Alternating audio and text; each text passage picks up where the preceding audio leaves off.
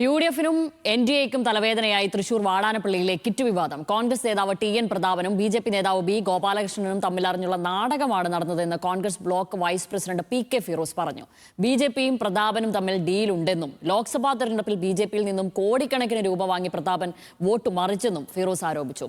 തെരഞ്ഞെടുപ്പ് പ്രചാരണത്തിന്റെ അവസാന ഘട്ടത്തിൽ സിപിഐഎം ജില്ലാ കമ്മിറ്റി ഓഫീസിലെത്തി നടത്തിയ വാർത്താ സമ്മേളനത്തിലാണ് കോൺഗ്രസ് നേതാവ് ഗുരുതര ആരോപണങ്ങൾ ഉന്നയിച്ചത്.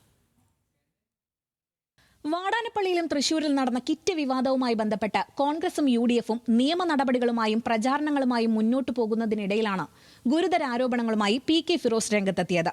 എ.ഐ.സി.സി സെക്രട്ടറിയും യു.ഡി.എഫ് സ്ഥാനാർത്ഥിയുമായ പ്രതാപനും ബി.ജെ.പിയും തമ്മിൽ ഡീലുണ്ടെന്നും ആ ഡീലിന്റെ ഭാഗമാണ് കിറ്റ് വിവാദമെന്നും Nattika Congress block committee vice പ്രസിഡന്റായ ഫിറോസ് പറയുന്നു.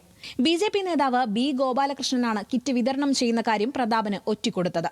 ഇതിന് പ്രത്യുപകാരമായി ഗുരുവായൂരിൽ ഗോപാലകൃഷ്ണനെ പ്രതാപൻ സഹായിക്കാനാണ് ധാരണ ഉണ്ടാക്കിയതെന്നും മണലൂരിലെ എൻ.ഡി.എ സ്ഥാനാർത്ഥി കെ. അനീഷ് കുമാറിന് ഇതേക്കുറിച്ച് അറിവില്ലെന്നുമാണ് ഫിറോസിന്റെ ആരോപണം.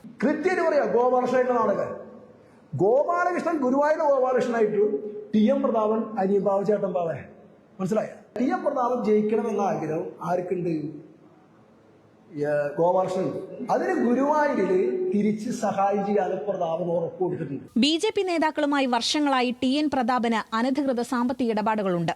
കഴിഞ്ഞ ലോക്സഭാ തെരഞ്ഞെടുപ്പ് കാലത്ത് 8 കോടിയോളം രൂപ വാങ്ങി കോൺഗ്രസ് നേതാക്കൾക്ക് വിതരണം ചെയ്ത ബി.ജെ.പിക്ക് പ്രതാപൻ വോട്ട് മറിച്ചു. കെ. മുരളീധരനെ പരാജയപ്പെടുത്താൻ ബോധപൂർവം ശ്രമം നടത്തിയ കാര്യം കെ.പി.സി.സി അന്വേഷണ സമിതിക്ക് മുൻപിൽ കോൺഗ്രസ് പ്രവർത്തകർ മൊഴി നൽകിയിരുന്നുവെങ്കിലും പ്രതാപനെതിരെ യാതൊരു നടപടിയും പാർട്ടി നേതൃത്വം സ്വീകരിക്കാൻ തയ്യാറായില്ലെന്നും ഫിറോസ് പറയുന്നു.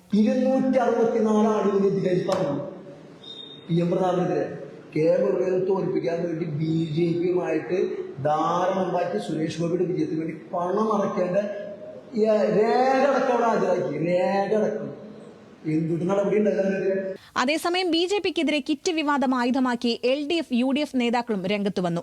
ജനാധിപത്യത്തെ അട്ടിമറിക്കാനുള്ള ആർ.എസ്.എസ്, ബി.ജെ.പി നീക്കമാണ് കിറ്റ് വിതരണത്തിന് പിന്നിലെന്ന് ഡി.സി.സി അധ്യക്ഷൻ ജോസഫ് ടാജറ്റ് പറഞ്ഞു.